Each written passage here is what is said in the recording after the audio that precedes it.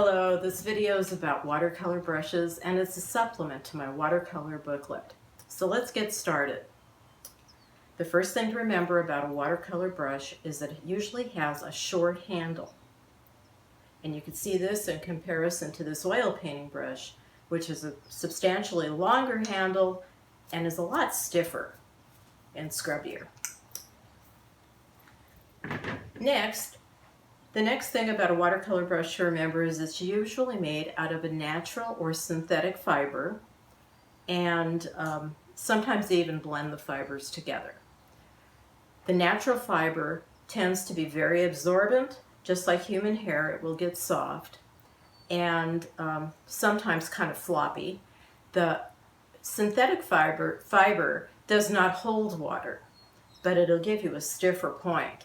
So sometimes if you want a lot more control, that's the brush to use. And then there are the blends, which sometimes give you a combination of both. A good brush is a brush that is going to work for you, which is really hard because that means you'd have to try every brush in the store, and that's obviously not possible. So just know that cheap brushes will more than likely give you a bad result. And an expensive brush isn't always the best brush for the job. So what I usually do is use trial and error and go by the reputation of the manufacturer and what other people tell you. And sometimes that's enough information right there. I hope that information is helpful to you, and we'll get started now with the shapes of brushes and what they do.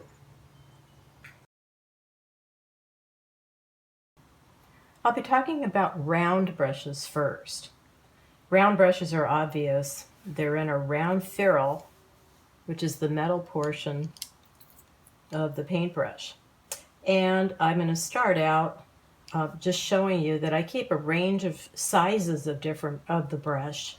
I particularly like the Robert Simmons Sapphire brush, so I keep all the way from a number 10 down to a number 4, and then I keep some smaller brushes for details, but they don't make them any smaller than the 4.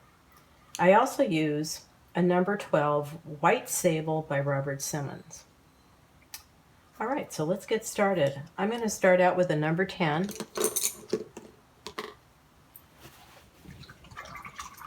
And usually I wouldn't be working with my palette leaning like this, but for the sake of the video, I'm going to mix up a cobalt blue and a little bit of water.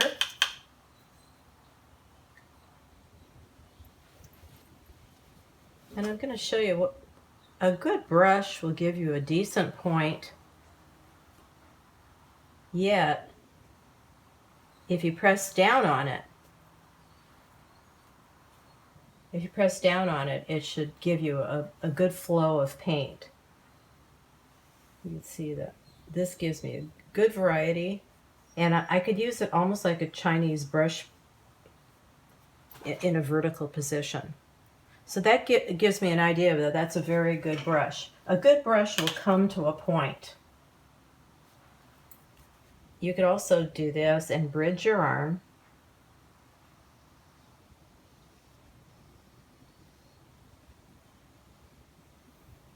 Okay, that's one way of using a round brush. Another way, using the same brush, is to use it like a mop.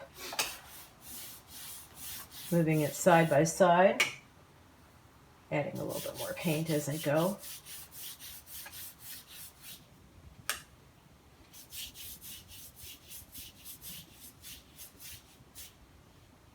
It should give you an even application. It's never going to be perfect, but it should give you a pretty even application of paint.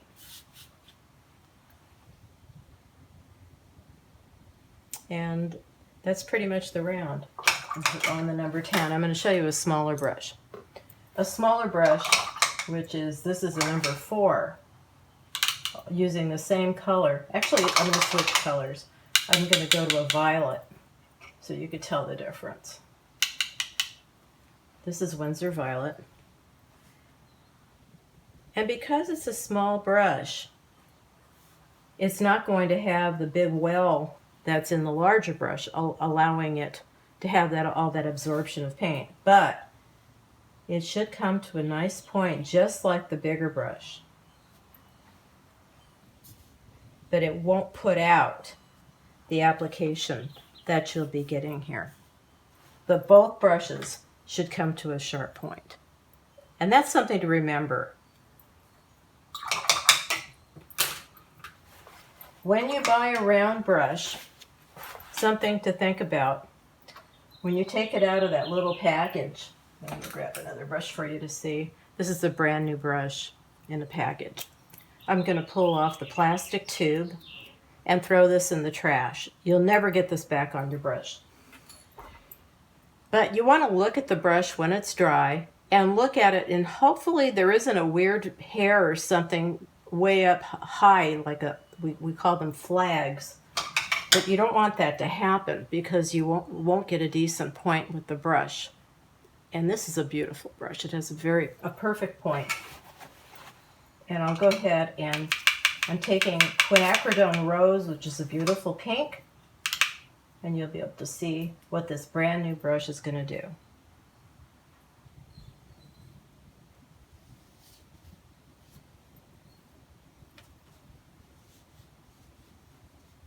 It's absolutely perfect. If you get a brush that isn't perfect, it won't work right. It'll feel weird. And that little flag at the top of the brush, like this, you see that kind of shape? That little flag will really drive you crazy as you're working. So, and you could sometimes trim them, but it never really works right. All right, that's it for the round brush.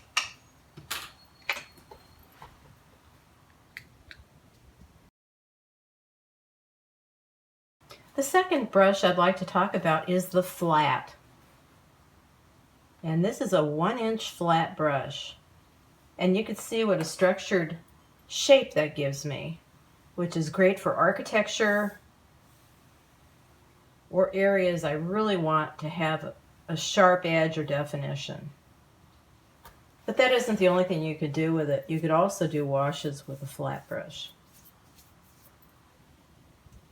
Though remember, it's always going to have that sharp edge.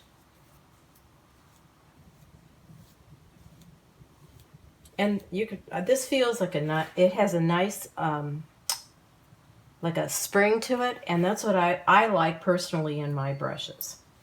So I want something to give me a little bit of resistance when I'm working. And that's it for, and by the way, they come in different sizes, of course. And the smaller brush is very, very useful as well.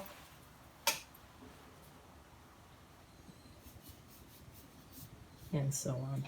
Okay, that's it.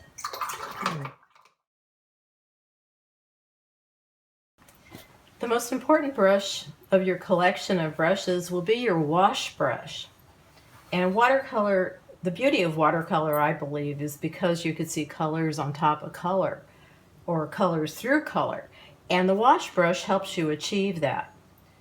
There are a number of different brands, and one that I really like is the Sky Flow, and it's by Robert Simmons. And this is a 1 1/2 inch brush, and they're really expensive. So if you're just getting started and you want to try something a little less pricey, I would look in the catalogs like a Cheap Joe's and find a less expensive wash brush, and make sure it's a synthetic and not the cheapest of the cheap. You don't want a Chinese wash brush because the fibers will fall out. That would be like what they call I think they call it a hockey brush, but they don't work out for what I'm doing. So I'm going to take my wash brush, and this is the 1 1/2 inch brush. Dip it in a little water, and my paint, and I want to get an even application back and forth.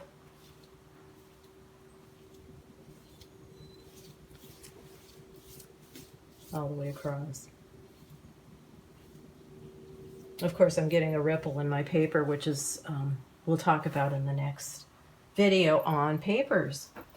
So then there's another brush that I enjoy using, and I use it a lot, evidently, because I had to fix it with electric tape. And this is a 1-inch flat wash brush. It's also a Robert Simmons Skyflow. And I'll take another color just to show you the difference. But it is a lovely brush, and I use this quite a bit. Again, architectural things I could use it for, or small areas that require a large wash. Okay, that's it.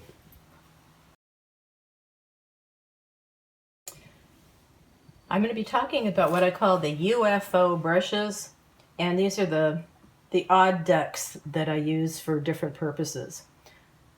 For detail, I love a brush that I found called the La Cornell 7000 round.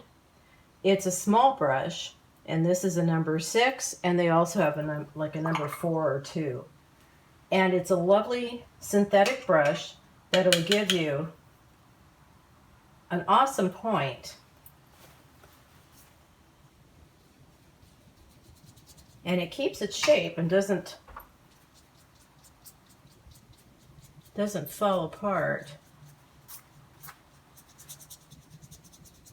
It also allows me to do some scrubbing, which we'll talk about in another video.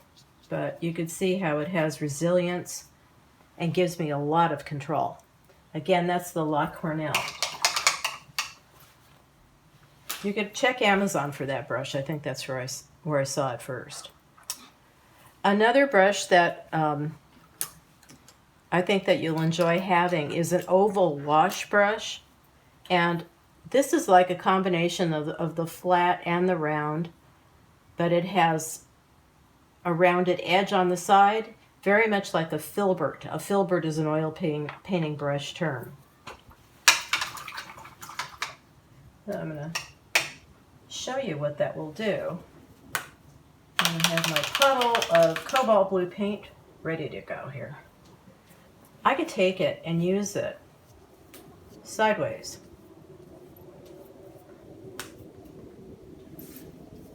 Like a flat.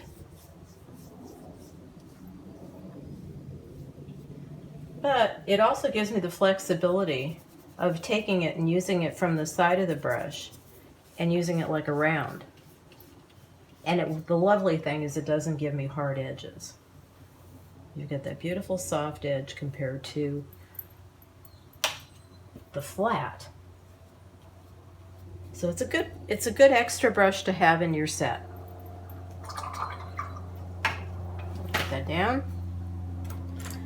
Another brush that I don't know if you'd really consider it a brush or not, but it's called the Cottone-Kolthoff Scrubber.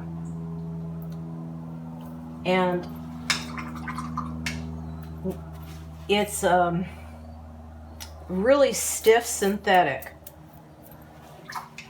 And I don't even know if you put it in the category of a paintbrush, and it will also destroy your paper if you don't use it right. But I'm going to take the brush with a little bit of water and lift off with it. There are a number of other lifting brushes. You can see how this is a cheap paper. The fibers are rolling off of it. But if I needed to recover a white, I could do that with the point of this brush, and it really gives me a very sharp point. Here, blot that a little, let you see it. So that is the Connoisseur 3/8 inch Take-Lawn Scrubber. I believe you could find it on Amazon, or you used to be able to find it on Amazon, and I'll put a link in your booklet. And the last brush you're going to need is a toothbrush.